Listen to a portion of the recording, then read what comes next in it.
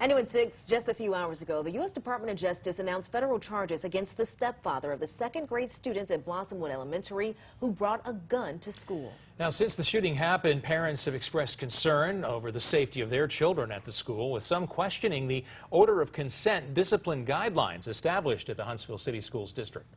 WAAY 31's Rodney Ross looked deeper into what the order of consent means and if there might be any changes in light of the shooting. Rodney? Dan and Demetria, we obtained a copy of a letter written by a Blossomwood parent to a judge asking how the schools can increase student safety while falling in line with that order of consent. The consent order was set in place in April of 2015 as a pathway to continue desegregating Huntsville City Schools, stemming from the desegregation law put in place in the 1960s. The Huntsville City Schools website says the consent order is to provide, quote, equitable educational opportunities to all of its students regardless of race and to reach unitary status. According to another school district, a district is considered unitary when it's eliminated the effects of past segregation.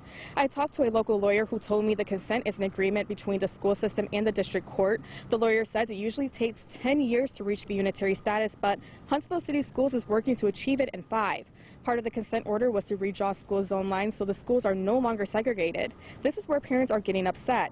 In the letter we have, one parent is questioning whether or not the shooting at Blossomwood would have occurred if students had not been moved around to different schools.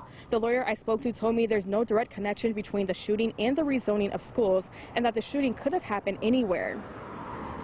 Now, the lawyer that I talked to told me the consent order won't go away until the district has reached unitary status. Reporting live in Huntsville, Rodney Ross, WAAY 31 News. Thanks, Rodney. WAAY 31 did reach out to the parent who wrote that letter, but she didn't want to speak on camera because she hasn't mailed that letter yet.